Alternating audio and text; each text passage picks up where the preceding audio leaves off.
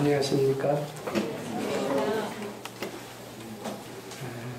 오늘도 먼 데서 오신 여러분들을 비롯해서 이 강의를 들으시고 모든 재앙을 소멸하고 소원을 성취하셔 부처님 전에 복 많이 지으시길 기원하면서 금강경 6분의 말씀을 드리도록 하겠습니다. 먼저 그 금강경 6분의 내용을 좀 더 이해를 돕기 위해서 금강경 1, 2, 3, 4, 5분을 복습하는 것은 매우 의미 있는 일이라고 생각합니다. 그것은 금강경 6분을 이해하는 데 매우 도움이 되기 때문에 6분의 말씀, 6분을 통해서 부처님이 우리한테 무엇을 전달해 주시려고 했느냐, 그것을 말씀드리기 전에 지난 시간에 공부했던 금강경 3분, 4분, 5분의 내용, 그것은 아마 어떻게 보면 부처님이 금강경을 통해서 우리들한테 이야기하시려고 하는 전부를 얘기하셨다고 해도 될 정도로 금강경의 모든 핵심은 금강경 3분, 4분, 5분에 다 들어있는 것 같습니다. 그래서 그 내용이 참 중요해요. 중요하고 그 다음 이해하는데도 매우 도움이 되는 그런 내용이기에 그것을 복습 좀 해보도록 그렇게 하겠습니다. 그 금강경 이제 3분에서 이제 부처님께서 아누따라 삼약삼머리, 즉 영혼의 세계, 밝음의 세계로 가기 위해서 제일 먼저 해야 될 것은 무엇이냐 하면은 올라오는 모든 생각을 부처님께 바치라고 하셨습니다. 그것이 3분의 내용이었습니다.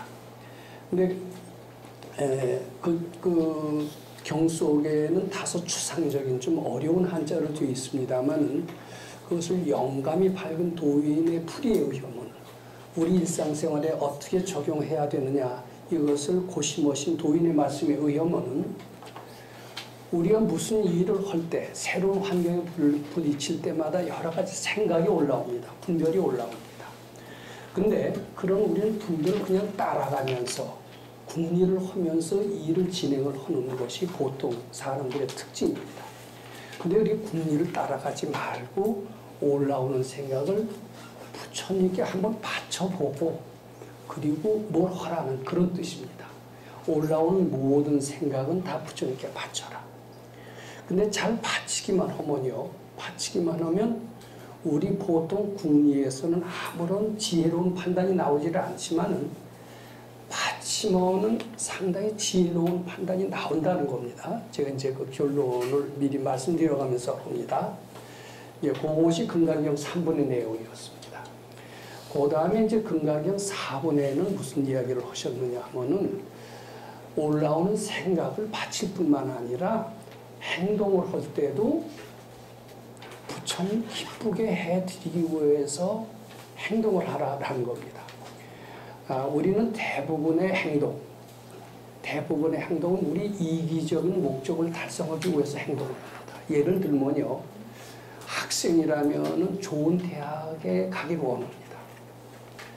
왜 좋은 대학에 가기를 원합니까? 좋은 대학에 가야 취직도 잘 되고요, 남자라면 장가도 잘 되고요, 좋은 조건으로 장가도 잘 되고요, 그리고 부귀영화도 뒤따라온다라고 믿기 때문에 좋은 대학을 가려고 그럽니다. 그것이 무엇 때문에 좋은 대학을 가려고 하냐면 다 이기적인 목적 때문에 가려고 그러죠. 근데 학생뿐만 아니라 직장인이 돼도 그렇고요, 좋은 직장에 들어가려고 하는 것도 다 자기 이기적인 목적 때문에 그렇습니다.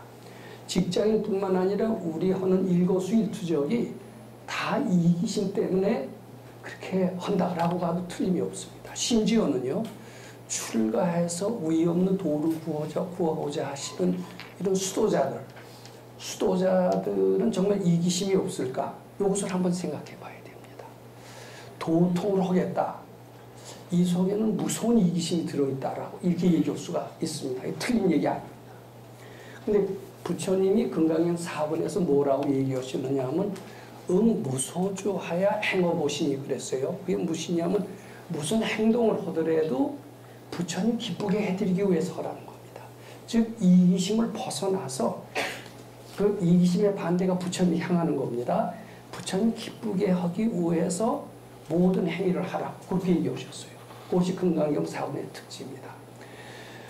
그 다음에 금강경 5분에서 부처님이 말씀하신 것이 무엇이냐 하면은 그 무슨 생각이든지 부처님께 바치고 무슨 행위를 하더라도 부처님 기쁘게 해드리는 그 부처님은 아무런 형상이 없는 부처님이다. 그것을 강조하신 것이 금강경 5분입니다. 우리가 지금 조금 전에 삼기를 했습니다. 삼기를 할 때 처음에 거룩한 부처님께 규의합니다. 그렇게 했습니다. 저도 그 삼기를 이제 많이 하면서 부처님 참 거룩하고 거룩한 부처님께 당연히 규의해야 되는가 보다 이렇게 생각을 해왔던 것 같습니다. 근데 금강경 5분에서는 부처님을 거룩하니 위대하니 신비하니 이런 이름 붙이지 말라는 겁니다. 부처님은 어떤 이름을 붙이는 그런 붙일 수가 없는 존재라는 겁니다. 지 마음속에 있는 존재요. 아무 형상이 없는 존재라는 겁니다. 그것은 앞으로 금강경 공부하는데 매우 좋은 중대한 지침이 됩니다. 그래서 부처님 기쁘게 해드리는 그리고 하기 위해서 하는 그런 부처님은 아무 형상이 없는 부처님이다라는 것을 금강경 5분에 강조하셨어요. 근데 지금 이것이 이제 금강경 3분, 4분, 5분의 그 5분은 이제 정리한 것인데요. 이것은 세상 사람들이 상당히 잘못돼서 알고 있습니다. 예를 들어서요, 뭐 3분은 그 해석을 그대로 한다라면은 모든 중생을 갖다 다 제도하라고 그렇게 되어 있습니다. 제도하라. 그래서 스님들 간에도 이런 얘기를 하신 분들이 종종 있습니다. 우리 개인 수양도 참 중요하다. 의 없는 도를 구해서 열심히 수행하는 것은 매우 중요한 일이다. 그러나 그 못지않게 더 중요한 일이다. 뭐냐? 중생지도다. 그래서 중생지도를 굉장히 개인 수련 못지않게 강조하시는 스님들이 있습니다. 저는 그 얘기를 듣고 참 그럴듯하다라고 생각을 했어요. 그럼 중생을 지도하라는 말이 과연 옳은 이야기일까? 제가 금강경 3분을 말씀드리면서 이 제도는 과연 우리가 할 수 있는 일일까? 소위 깨친이라고 하더라도 제도라는 말을 함부로 쓸 수 있을까? 이런 생각을 해봤습니다. 이제 제가 중간 과정을 생략하고 결론부터 말씀드립니다. 이 발근이의 말씀에 의하면은 이 제도는 부처님만이 하신다는 거예요. 부처님만이 제도할 수 있는 거고 아상이 조금이라도 있는 분은 제도할 수가 없다라는 거예요. 그러니까 우리는 제도한다라는 생각을 하지 말라는 겁니다. 우리는 제도한다라고 하면서 너무나 많은 분란을 일으킨다는 겁니다. 제도한다라고 하면서 너무나 많은 아상 연습을 한다는 겁니다. 그럼 어떻게 해야 수행도 하고 결과적으로 중생도 제도가 되느냐? 그것이 이제 금강경 3번에 나와 있는데 무슨 생각이든지 바치라는 겁니다. 즉 무슨 생각이든지 부처님께 다 바쳐서 다 바치다 보면 제도는 누가 하느냐면 그 형상이 없는 부처님이 제도한다라는 거예요. 그런데 제가 지금 여기서 3, 4, 5분을 정리한다라고 말씀드렸는데 바로 우리가 여기서 잘 구분해야 될 것은 제도하라라고 하는 것은 참 제가 이 얘기하기가 조금 외람됩니다만은 전 발근이의 뜻을 곰곰이 생각하면서 그분의 뜻이 무엇인가를 생각하면서 결론적으로 말씀드리는 겁니다. 제도하라고 하는 중생을 제도하라라고 하는 이야기는 굉장히 위험한 이야기이고 잘못된 이야기다라고 말씀드리고자 합니다. 그럼 어떤 것이 제대로 되는 이야기고 부처님의 뜻에 맞는 이야기라고 그렇게 말씀드리느냐 하면은 부처님께 무슨 생각이든지 바치다라고 하는 것이 제대로 된 이야기고 이것이 정법으로 가는 길이라고 하는 것을 말씀드리고자 합니다. 처음에 이제 이게 강의를 들으실 때는 뭐 금강경 약간 색다르게 한다 이제 이렇게 들으신 분들이 있었을 거예요. 근데 제가 지금은 약간 좀 더 대담해졌습니다. 근데 대담해진 것을 보고 아직 섣부르게 저거 엉터리다 이렇게 속단하시지는 말으셨으면 좋겠습니다. 다 들으셨으면 좋겠어요. 속단하시는 그 생각도 어떻게 해요? 부처님께 일단 바쳐주셨으면 좋겠습니다. 그 바쳐서 부처님께 판단을 맡기는 겁니다. 자, 자기 나름대로 판단이 나옵니다. 제가 여기서 말씀드리기 전에 얼른 결론이 나오실 겁니다. 그리고 중간에 제 말을 딱 컷하면서 말도 안 되는 소리 하지 마라 이렇게 얘기하시는 분들이 있으실 거예요. 근데 그것은 자기 생각입니까? 정말 올바른 진리에서 나온 진리적인 판단입니까? 아마 아무도 진리적인 판단이라고 생각하실 분은 없을 겁니다. 그것이 진리적인 판단이 되기 위해서는 그 생각을 한번 부처님께 바쳐보시라고 저는 일단 말씀드립니다. 그리고 제 얘기를 좀 끝까지 들어봐 주시기 바랍니다. 자, 근데 결국 무슨 생각이든지 부처님께 바치라고 해야 이게 금강경식인 그러한 표현이고요. 이것이 정법의 표현이다. 저는 그렇게 말씀드리고자 합니다. 중생을 제도하라는 이야기는 올바른 금강경식인 제대로 해석의 표현도 아닐 뿐만 아니라 갔다 삿된 길로 갈 수 있는 그러한 위험한 이야기다. 저는 그런 말씀 먼저 드리고자 합니다. 그 다음에요. 두 번째로 무슨 생각이든지 부처님 기쁘게 해드리기 위해서 행동하라라고 하는 것이 금강경 4번의 내용이라고 제가 말씀드렸습니다. 그런데 이것은 무슨 뜻이느냐 하면요.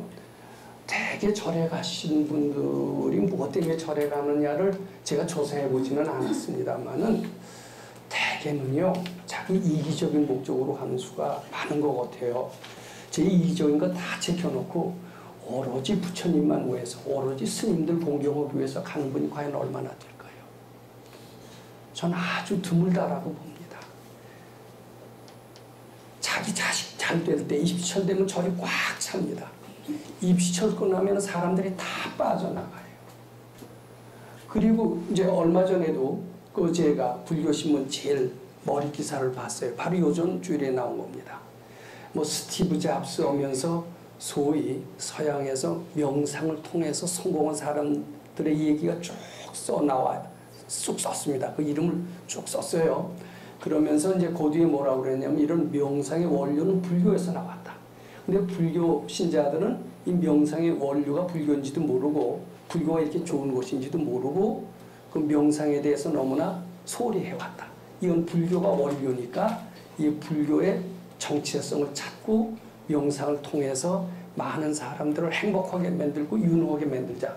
이제 이런 모임이 일어났고 그 대표로서 한국에 유명하신 어떤 스님이 추대되었다든지 이런 이야기들이 신문에 크게 났습니다.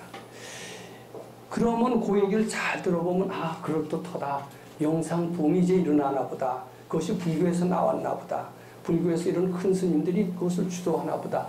이런 생각이 들고 기분이 시원한 듯하지만요. 그거 잘 살펴보세요. 잘 살펴보면 스티브 잡스처럼 훌륭한 경영자가 되기 위해서 명상을 하는 거고 그리고 이제 말하자면 불교를 하는 게 아니냐 이런 생각으로 연장이 됩니다. 그네들이 부처님 기쁘게 해드리기 위해서 명상을 하는 게 아닙니다. 자기 출세하고 성공하고 영호골이 되기 위해서 명상을 하는 거고 말하자면 불교를 한다라고 얘기를 합니다. 이렇게 믿는 게 제대로 불교 믿는 거 같습니까? 이렇게 믿는 것은 제대로 불교 믿는 게 아닙니다. 근데 그런 내용들이요. 불교신문 제일 앞에 헤드 타이틀로 크게 써 있으면서 사람들로 하여금 불교가 좋다라고 그렇게 이해하도록 그런 내용으로 쭉 써 있어요. 근데 금강경 4번의 부처님이 아마 그런 것을 경계하셨나 봐요. 너희 장사 속으로 불교 믿지 마라. 그리고 뭐 잘 되려고 믿지 마라. 불교는 그런 게 아니다. 그렇게 믿는다라면 그렇게 된 영호고는 그렇게 이루어진 행복은 일시적인 행복이고 영원한 행복이 될 수 없다. 너희들은 영원한 길, 부처님의 길을 따라야 하는 것이 아니냐. 그게 금강경 4번에 말씀하신 겁니다. 무슨 일을 하더라도 자기 잘 되기 위해서 자기 행복하기 위해서 하지 마라. 오로지 순수하게 해라. 그게 부처님 기쁘게 해라. 그리고 금강경 4분의 내용입니다. 그리고 제가 또 강조했습니다마는 그것이 바로 또 정법이다라고 그렇게 말씀드리고자 합니다. 소위 대부분의 불교들은, 소위 불교한다는 분들은요, 뭐 잘되기 위해서 하는 경우가 굉장히 많습니다. 이기적인 목적으로 하는 수가 많습니다. 아무리 잘됐다 하더라도요, 그것이 자기 욕심으로 출발하는 것이라면 부처님이 기뻐하실 리가 없습니다. 그것이 참 불법이 아닐 수가 있습니다. 그래서 이 경전하시는 분들은요, 이 정법에 딱 맞게 해석하는 것이 매우 필요하고, 금강경도 특히 더 그렇고요. 저는 그것을 이 자리에서 분명히 밝힘으로써 보통 기존 불자들의 상식과는 틀리고 경우에 따라서는 욕을 먹게 될지 몰라더라도 요것부터 구분하는 것은 매우 중요하다고 보기 때문에 이 얘기를 미리 꼭 하고 넘어가면서 요렇게 해야 정법이고 요렇게 정법이 아니고 삿된 길로 가기 쉽다라는 것을 미리 말씀드리는 겁니다. 그리고 요 부처님은 아까 거룩한 부처님께 귀의한다고 했지만 부처님은 거룩한 분이 아니에요. 그리고 또 부처님은 절에 계신 분이 아니에요. 부처님은 절에 계시다, 거룩하다, 위대하다 이렇게 해서 부처님 잘 모르는 겁니다. 우리는 많은 불자들은 부처님을 잘 모를 수밖에 없는 것 같아요. 그것은 저의 뼈저린 과거 경험 때문에 그렇습니다. 제가 여기서 몇 번이고 소개 말씀을 드린 적이 있습니다. 저는 굉장히 독실한 불교 신자였고 누구보다도 불교에 대해서 많은 것을 안다라고 자부했고 큰 스님들로부터 칭찬을 들었다라고 생각을 했습니다. 그리고 많은 도반들로부터 가장 빨리 성불할 후보자라는 과분한 칭찬까지도 들었던 적이 있었습니다. 근데 나중에 금강경을 통해서 공부를 하다 보니까 너무나 제가 잘 모르고 있었다는 것을 뼈저리게 느끼면서 제가 그런 경험을 바탕으로 해서 이렇게 용감하게 말씀드리는 겁니다. 부처님은 형상이 없습니다. 형상이 있는 부처님 찾아가는 분은 삿된 길로 가기가 아주 쉽습니다. 제 마음속에 부처님이 있습니다. 이것을 좀 더 아주 제가 분명히 우선 정리하고 넘어갈까 합니다. 이것을 확실히 알 때래야 금강경이 쫙 풀립니다. 저 유인물이 도착이 됐기 때문에 유인물의 도표를 보면서 제가 이것을 다시 한번 정리해 가도록 이렇게 하겠습니다. 요 유인물을 보시면요, 금강경 3분, 4분, 5분의 복습이다 이렇게 썼어요. 그래서 우선 세계관 이렇게 놓고서는 잘못된 가르침, 그리고 가로치고 비금강경적인 가르침 이렇게 썼습니다. 그리고 오른쪽에는 올바른 가르침, 정법이라고 했습니다. 그리고 금강경적인 가르침 이렇게 썼습니다. 그 세상에서 가장 특히 불교 쪽에서 가장 많이 쓰이는 단어 중에 하나가 정법과 사법을 어떻게 구분하느냐가 굉장히 잘 쓰이는 단어입니다. 제가 여기 계신 분들한테도 한번 물어보고 싶어요. 무엇이 정법이고 무엇이 사법이냐 이렇게 한번 물어보고 싶습니다.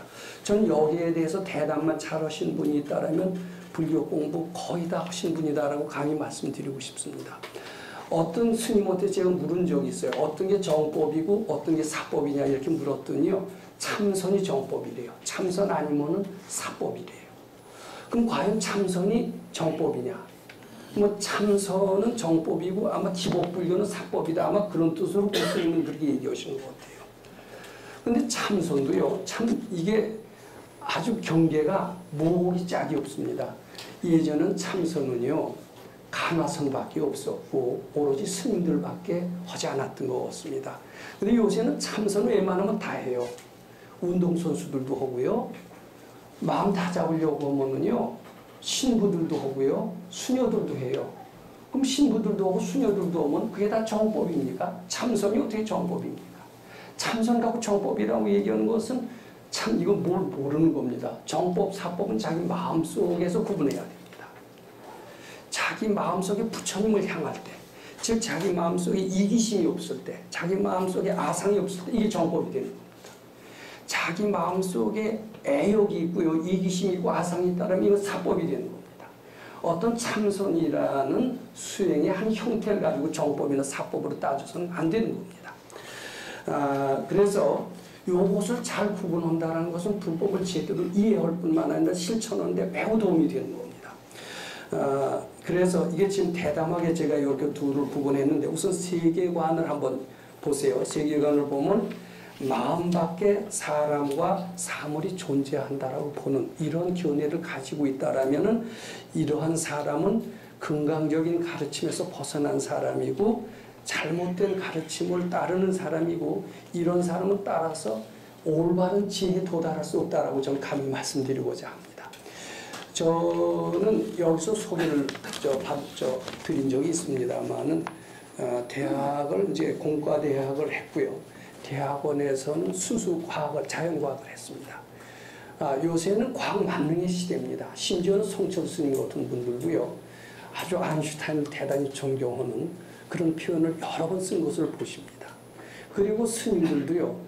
뭐가 좀 부족하면 과학을 의뢰 들먹이면서 과학을 인용하면서 이게 과학적이니까 과연 올바른 것이다. 이런 표현을 종종 하는 것을 저는 들은 적이 있습니다. 근데 이 과학자들은 거의 공통적으로 뭘 하느냐 하면요. 물질이라는 게 실제로 있다라고 봐요. 제가 보기에도 이 책상이 있는 것 같아요. 사람도 있는 것 같아요. 실제로 이것이 있다라고 인정하지 않는다면 과학은 성립되지 않습니다. 물질의 비밀을 연구하는 게 이제 그 과학이라고 한다면 이게 존재한다라고 일단 인정을 해야만이 과학이 성립이 되는 겁니다. 그런데 아마 발근이가 보신다라면 물질이 있다, 사람이 있다, 고통이라는 게 있다. 고통이라는 게 있고 행복이라는 게 있다라고 해야 또 예술이 성립되는 거 아니겠습니까? 근데 그런 게 있다라고 보면은 이것은 캄캄한 사람이다 이렇게 볼 겁니다. 제가 너무 심하게 나갔는지 모르지만 제가 바로 과학을 했고 그것이 최고라고 생각했던 사람이었고 그런 데서 다소라도 벗어난 경험을 했기 때문에 제가 이런 말씀을 감히 드릴 수가 있는 겁니다. 근데 대부분의 사람들, 과학자를 비롯한 대부분의 사람들은 마음 밖에 사람과 사물이 분명히 존재한다라고 봅니다. 99.9%는 다 이렇게 봅니다. 이렇게 볼 수밖에 없습니다. 그런데 일부 아주 소수의 수도자들은 자꾸 이제 우리식으로 한다면 금강경 3분, 4분, 5분을 자꾸 실천합니다.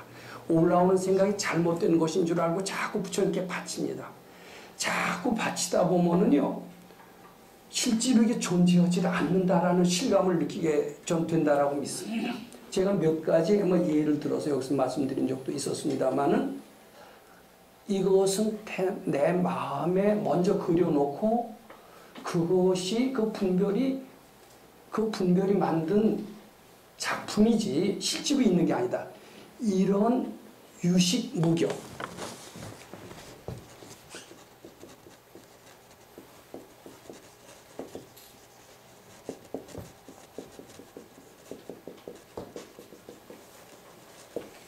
오직 아르마리만 있을 뿐이지 경계라는 것은 없다라는 유식론의 아주 기본 ABC입니다.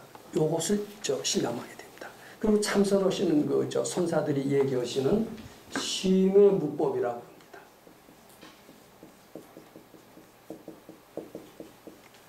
마음 밖에는 아무것도 없다라는 거예요. 정신세계도 없고 물질세계도 없다. 다 내 마음이 만들어낸 것이다. 일체 유심조와 똑같은 겁니다. 요것을 이해하는 분은 0.1%도 안 될 것 같습니다. 수도에서 실감을 느끼시는 분들, 그 중에서 상당히 앞서 나가신 분들은 이런 말씀에 깊이 공감을 합니다. 공감을 해야만이 수도가 실감이 나요. 재미가 있고 드디어는 생사의 해탈에서 벗어날 수가 있다. 이렇게 말씀드리는 겁니다. 자, 이게 우선 세계관부터 제대로 돼야 됩니다. 근데 우리는 지금 아무리 눈을 씻고 또 씻고 귀를 또 씻고 열심히 들으려고 해도요, 소리도 분명히 있는 것 같고 뭐 물질도 있는 것 같고요, 사람도 아름다운 사람이 있고 추운 사람도 있는 것 같아요. 좀 그 가짜라고 얘기하고 싶지 않습니다. 그건 일단 인정합니다. 그렇지만 또 성인들이 말씀하시는 것처럼 그건 네 다 분별이 만든 것이다. 네 마음속에 건강치 못한 병든 생각이 실제로 사람도 있는 것처럼 보고 물질도 있는 것처럼 보고 아름답고 추운 것도 실제로 있는 것처럼 그렇게 보게 만드는 것이다. 이런 성인의 말씀도 또 분명히 있는 겁니다. 우리는 그것을 믿어보자라는 겁니다. 잘 안 믿깁니다. 믿고 그쪽으로 가자는 겁니다. 그것이 부처님의 말씀이다라고 생각하자는 겁니다. 그 뜻을 받들기 위해서 한번 수행해보자는 겁니다. 나쁠 거 없어요. 그렇잖아요. 이게 바로 건강의 핵심이다라고 말씀드리는 겁니다. 자, 그런 맥락에서요. 즉 심의 무법, 유식 무경 이런 관점에서 보면은 제가 말씀드린 건강형 3, 4, 5분이 쭉 그대로 해석이 되는 겁니다. 자 보세요. 건강형 3분에 대한 고찰. 이것은 2년 중생을 제도하라. 이 스님들 중에서도 개인 수도도 좋지만 중생 제도도 중요하죠 하면서 제도를 굉장히 강조하시는 스님이 많고요. 포교 잘해야 된다. 포교 잘해야죠. 근데 과연 포교 잘하는 방법이 무엇인가는 우리 잘 생각해 봐야 됩니다. 근데 이것을 정말 올바른 가르침의 기초를 두어서 다시 해석을 한다라면은 제도가 우리 사람이 하는 게 아닙니다. 저는 아주 이해를 많이 들을 수가 있어요. 제가 우리 친구가 좀 못된 친구가 있었어요. 근데 내가 무척 아꼈어요. 근데 걔는 나를 좋아했고 내 말을 잘 듣는 것 같았어요. 걔네 부모까지도 걔를 사귀어라, 원수를 사귀어라. 걔만 사귀면 너는 괜찮을 거다. 저도 걔 멘토가 되는 것처럼 착각을 하면서 걔한테 별 좋은 얘기를 다 해줬어요. 다 해줬더니 돌아오는 건 허탈감밖에 없었습니다. 어떻게 제도합니까? 제도 못해요. 제도한다는 발상 자체가 이거 잘못입니다.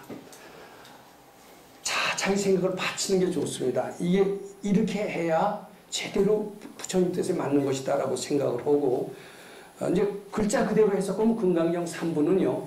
뭐 인연 중생을 제도하라가 됩니다. 근데 그것은 아마 저는 잘못된 가르침에서 비롯된 것으로 보고요.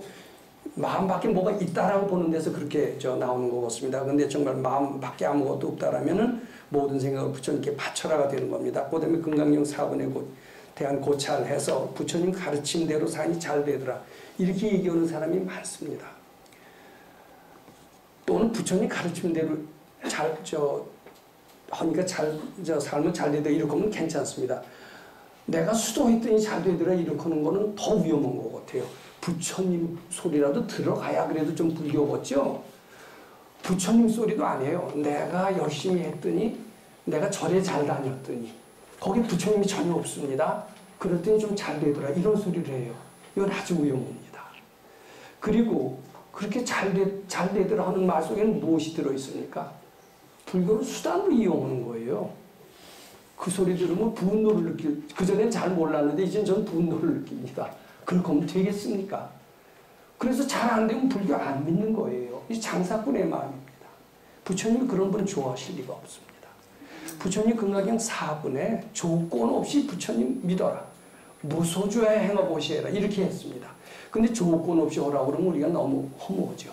그래서 부처님 기쁘게 하게 드리기 위해서 모든 일을 하라는 건데 분명한 것은 요 얘기 또 해야 됩니다. 조건 없이 했을 때 나한테 돌아오는 것은 아무것도 없지 않느냐 이래가면서 조건 없는 보시에 대한 회의를 많은 사람들이 느낍니다.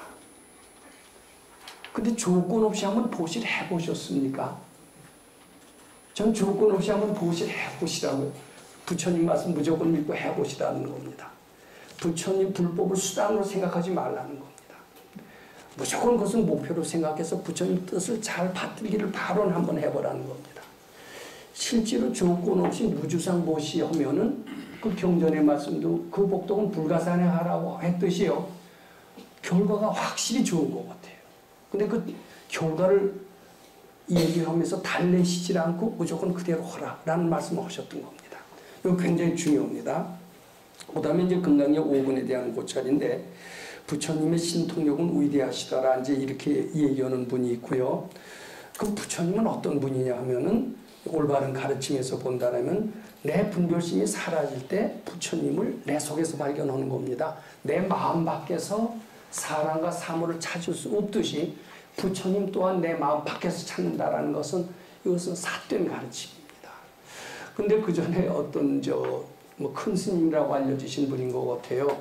불교 텔레비전이면 아무나 출연시키지 않는 것 같은데 어떤 분이 딱 나오셔갖고서는 무슨 얘기를 하시는 거 보면은 본인이 극락세계를 가봤다라는 거예요. 딱 가봤더니 정말 경전에 그대로 땅은 뭐 금색으로 되고 뭐 나무는 이래가면서 아미타불을 어떻고 또 얘기를 해요. 이제 그 얘기를 사실인지 아닌지는 모릅니다만 그 얘기를 딱 듣는 순간 무슨 판단을 하게 되냐면 부처님은 어떤 형상이 있다. 극락세계는 어떤 모양이 있다라는 그런 느낌을 가지게 합니다. 저는 결론적으로 그런 것은 상당히 잘못됐다. 금강경에서 그렇게 말씀드리고 있다라고 저는 분명히 그렇게 말씀드리고자 합니다. 만약 그런 화려한 부처님이 그런 화려한 겉모양을 따라간다면 금강경 26번에 뭐라고 그랬습니까? 약이 새껴 낳거나 이음성 구하하면 그런 표현이 나오잖아요. 색이나 음성으로 보지 말라는 이야기입니다. 그래서 그런 표현은 상당히 위험한데 그런 것들이 어떻게 불교 텔레비전에 나왔나 저는 그때 상당히 궁금하게 의문을 가졌던 적이 있습니다. 그 다음에 이제 선지식은요, 보통 굉장히 위대한 힘을 가진 분으로 생각하기가 쉽습니다. 즉 5조 해능대사가 5조 홍인대사가 6조 해능대사한테 이제 의발을 전수해 주면서 이제 법통을 이어갔다는 얘기는 우리는 잘 알고 있습니다. 그런데 이제 이렇게 되면 5조 홍인대사는 대단한 능력이 있는 사람이다. 이렇게 생각을 하게 되기가 쉽습니다. 법통을 딱 주고 이제 이렇게 할 정도로 합니다.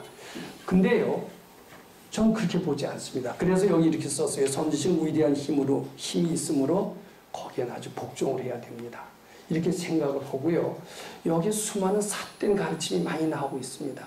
소위 삿된 가르침의 교주들은 내가 위대한 신통력이 있고 이러한 도술이 있고 이러한 능력이 있으니 나를 따르라는 식으로 많이 얘기를 합니다. 자기를 선전하려고 많이 합니다. 그런데 자기를 선전하려고 한다거나 자기를 과시하려고 한다거나 어떤 위력을 드러내 보이는 사람들, 이거 부처님 형상이 있질 않아요. 이 가르침에 입각해서 본다면 이것은 다 삿된 가르침이다라고 저는 말씀드리고자 합니다. 실제로 밝은 정법 가르침에 의존한 선지식은 어떤 형상이 없어요. 물처럼 바람처럼 형상이 없어요. 신통력을 내보이지 않습니다. 그분은 자기 위력을 과시하지 않습니다. 5조 홍인대사가 어떻게 6조 해능대사한테 의발을 전수하고서 법통을 내려줬느냐 하면 해능대사 이미 마음속에 부처님이 있어요. 그는 받을 준비를 다 돼 있어요. 다 돼 있기 때문에 그냥 자연스럽게 준 것뿐이에요. 지혜가 있어서 준 거지 이 사람이 실력이 안 되는데 그냥 신통력으로 해서 이를 법제자를 만든 것은 아니다. 이렇게 봐야 됩니다. 자연스럽게 하는 것, 그 속에 불성이 있음을 일깨워주는 분, 이런 분이 선지식이다. 저는 이런 말씀 드리고 싶습니다. 어떤 형상을 드러내고 위력을 드러내면 그건 밝은 이가 아니고 선지식이 아니다. 이런 말씀 드리고 싶습니다. 그래서 부처님 바로 옆에 계셔도 모른다는 얘기가 있죠. 문수보살이 바로 옆에도 모른다는 얘기가 있습니다.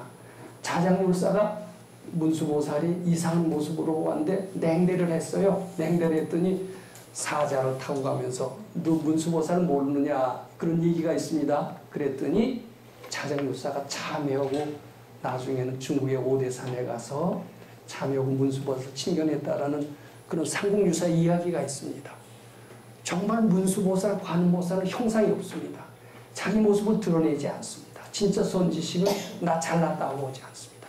이것이 굉장한 불교 가르침의 중요한 지침이다라고 보면서 이 얘기를 꼭 드리고 싶은 겁니다.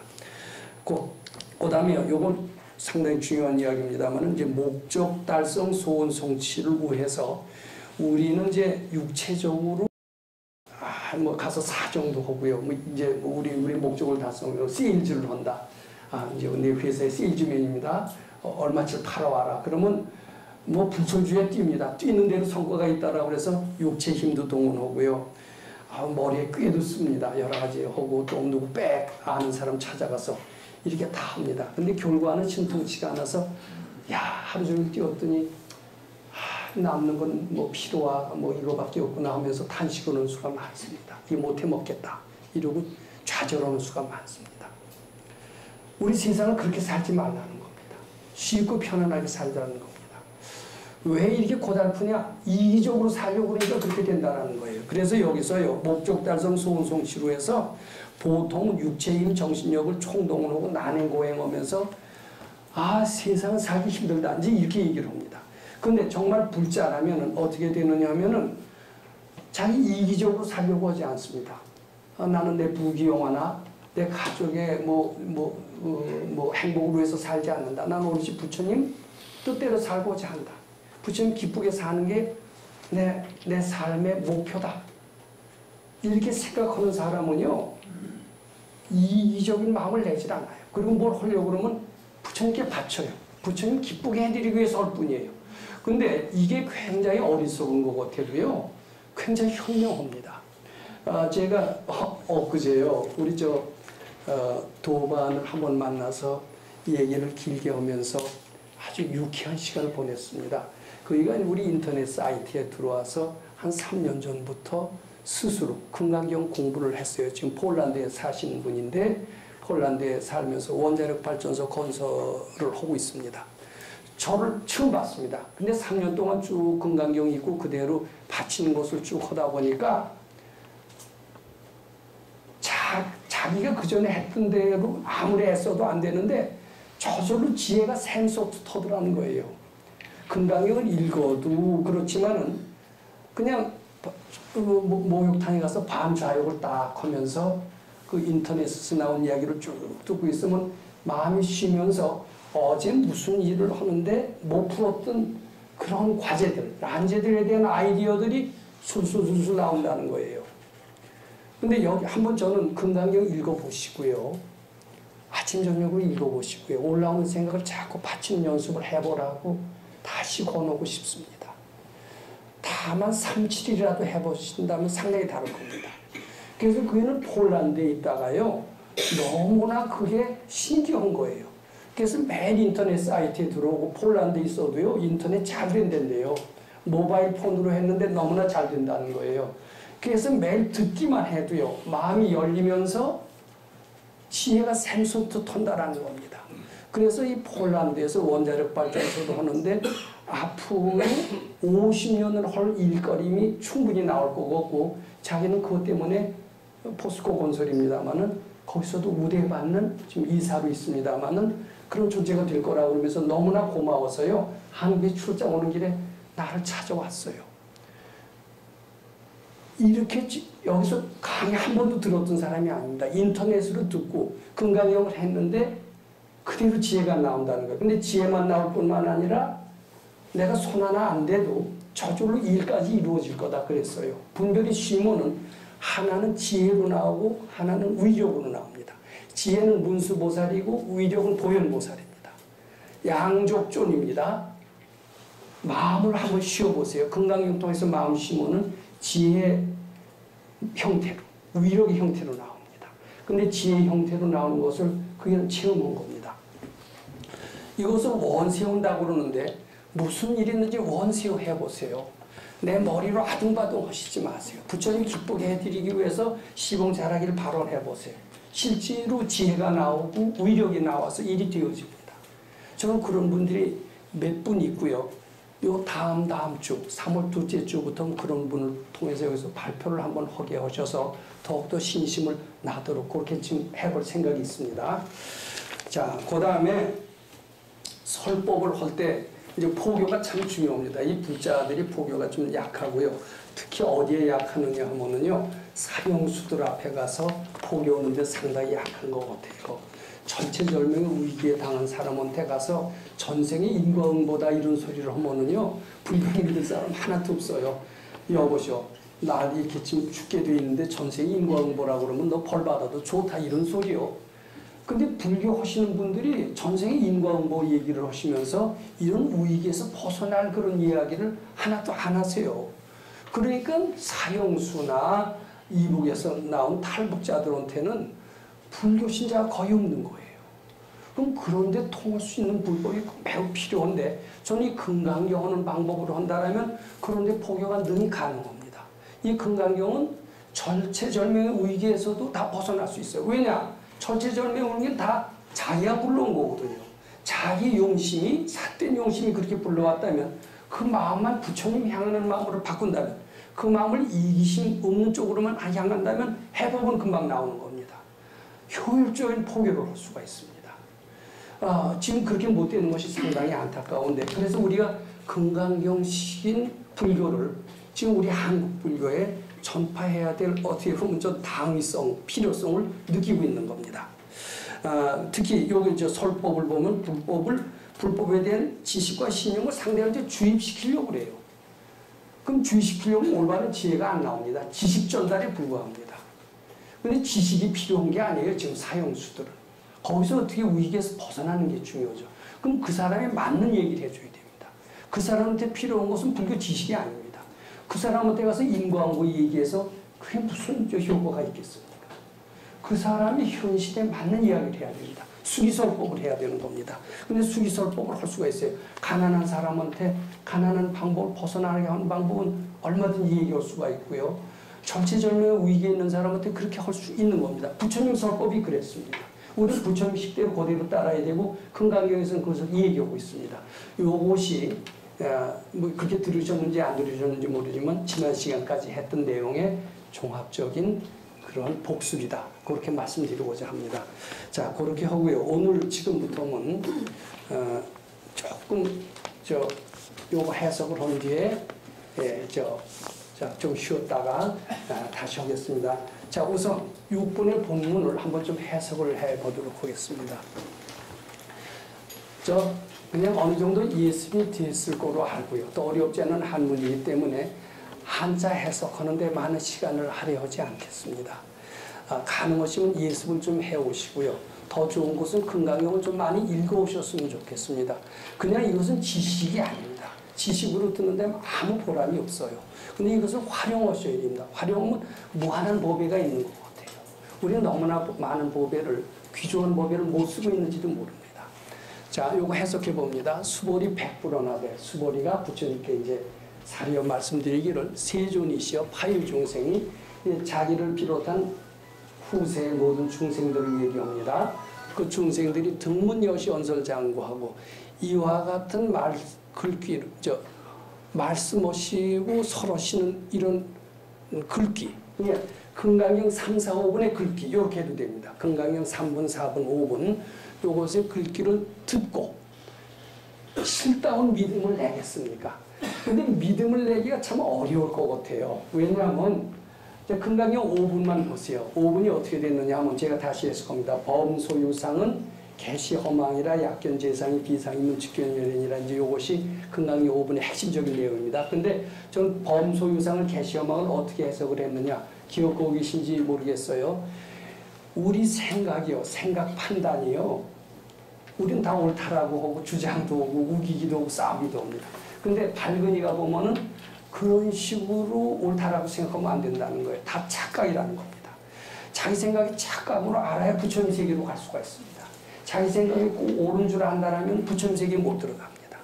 범소유상은 개시허망이라는 것은 이게 보통 금강경 해석하시는 분들은 무릇 눈에 보이는 모든 상은 허망하다 이렇게 해석합니다. 그렇게 해석하면 안 됩니다. 내 마음속에 있는 각종 분별 망상이라고 해석해야 됩니다. 그 생각이 다 잘못된 것이다 이렇게 해석해야 됩니다. 내가 하는 판단은 다 착각이고 잘못된 것이다 이렇게 해야 됩니다. 믿어집니까? 안 믿어집니까? 절대 안 믿어지죠. 내 자존심으로 살았는데 그게 착각이라니 안 믿어집니다. 근데 범소유상은 개시허망이라 약견재상이 비상이면 그 생각이 정말 비상, 착각인 줄 안다라면 착각인 줄 알아야 돼요. 우린 그 생각이 꼭 옳은 줄로 알고 있습니다. 저도 제가 그게 한때는 똑똑한 줄 알았어요. 똑똑했다가 요즘씩 깨지기 시작했습니다. 근데 편안한 자리에서는 안 깨져요. 근데 제가 수도하는 자리는 지난번에도 말씀드렸지만 3D 업종의 자리입니다. 위험하고요, 어렵고요, 지저분했어요. 근데 지금 생각해봐도요, 수도장은요, 그래야 될 것 같아요. 여기 스님들 계시고, 스님들은 왕왕, 행자 생활이 어려웠다. 이렇게 얘기하시는 분들이 있습니다. 사실 어려우실 겁니다.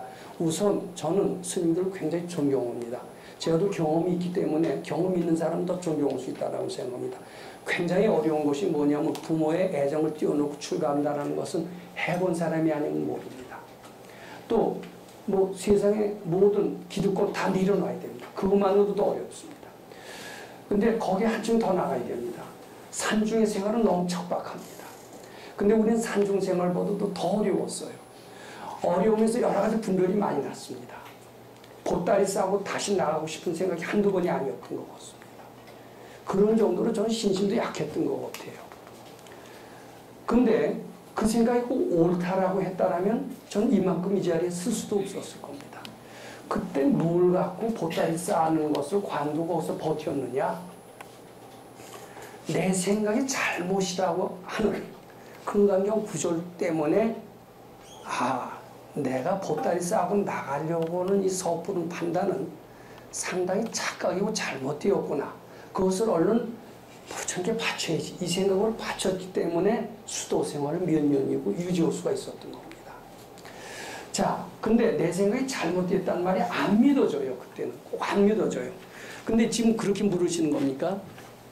그 말을 듣고 참다운 마음을 믿는 마음이 내겠느냐? 부처님이 그렇게 물으시는 겁니다. 안 믿어지죠. 불고수보리 하사 생시심 이제 수보리가 이제 그렇게 묻는 겁니다. 이 구절을 듣고 실다운 믿음을 낼 사람이 있겠습니까? 이제 이렇게 묻는 거예요. 근데 제 경우를 봐더라도요, 금강경 5분 믿어지기 어렵습니다. 4분 믿어지기도 어렵습니다.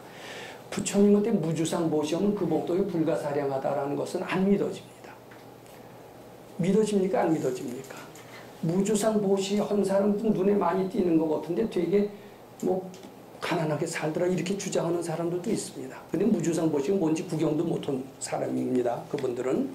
근데 그거 안 믿어집니다. 그랬더니 이제 부처님이 말씀하시기를 막자 시설하라. 그런 소리 하지 마라. 믿는 사람이 있다라는 이야기입니다.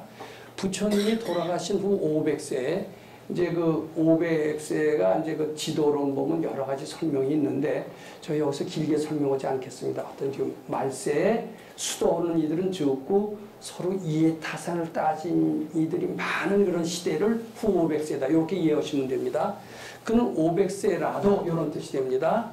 계를 지니고 복을 닦는 자는 이 글귀에 능히 믿음을 내서 이것을 옳다라고 할 것이다. 이제 이런 뜻입니다. 2차 의실 이것을 옳다라고 할 것이다. 그렇다면 마땅히 알아라. 이 사람은 한 부처님, 두 부처님, 3, 4, 5 부처님한테 선근을 심은 것이 아니고 이어 무량 천만불서에 헤아릴 수 없이 많은 부처님 처소에 선근을 심고 여러 부처님 사이에 선근을 심고 이 글귀를 듣고 한 생각이나마 깨끗한 믿음을 낸 것이니라 이거예요. 근데 이제 경전에 보면은요, 서가모니 부처님하고 미륵 부처님하고 사이에 인터벌이 56억 7천만 년이래요. 근데 이제 한 부처님 사이도 56억 7천만 원인데 열 부처님만 하면 어떻게 되죠? 560억 년이 돼요. 그 다음에 100부처님 하면 5,600억. 그 다음에 무량 천만불서 하면은 이게 오랜 세월 동안 착한 일을 해서 겨우 이제 믿음을 낸다 이런 얘기가 되는데 이렇게 깨끗한 믿음 내기가 어렵구나 이런 생각 들어요, 안 들어요? 글자 그대로라면 그렇게 들죠. 그런데 이제 수보리야 부처님은 실지 실견 시제 중생이 등여시 무량복덕이니 이렇게 깨끗한 믿음을 낸 사람은 무량복덕을 받는다는 겁니다. 그다음에 하이고 이 중생은 왜 무량복덕을 받느냐 하면 아상인상, 중생상, 수자상이 다시 없기 때문이고 법상도 없고 비법상도 없기 때문이라는 거예요. 이것도 믿기가 어렵습니다. 아상이 없다고 정말 복이 많아질까? 저도 이거 잘 안 믿기던데요. 아상이라는 게 뭔가? 아상이 없으면 이렇게 무량복덕을 얻어지는 건가? 의심했습니다. 그 다음에 아이고 시자 중생 약시유상이면 이 중생이 마음속에 상을 취해요. 그러면은 주기착 아인 중생 수자래네요. 아인 중생 수자에 착한다. 이게 무슨 뜻일까? 이것도 이제 궁금하게 생각했습니다. 근데 아인 중생 수자는 나쁜 것이로구나. 이렇게만 알았습니다. 근데 새로운 난이 너니 이런 세계가 분란의 세계가 생긴다. 이런 뜻으로 이해하면 될 것 같아요. 약치 법상이라도 즉착아인 중생 수자고 하이고 약치 비법상인데는 즉착아인 중생 수자라는 겁니다. 아인 중생 수자 들어가는 것은 다 안 좋다라는 것을 알 수가 있습니다. 그래서 결론적으로 옳은 진리도 취하지 말고 진리 아닌 것도 취하지 말고 그런 연고로 부처님께서는 늘 이야기하시기를 너희들 비구들아 내 설법을 마치 뗏목의 비유와 같다. 진리도 버릴지언정 하물며 진리가 아닌 것은 말할 것이 무엇이 있느냐 아니고 대략 이런 얘기가 되겠습니다. 근데 시간이 됐기 때문에 한 10분 휴식하신 뒤에 다시 6분의 말씀 계속하도록 하겠습니다.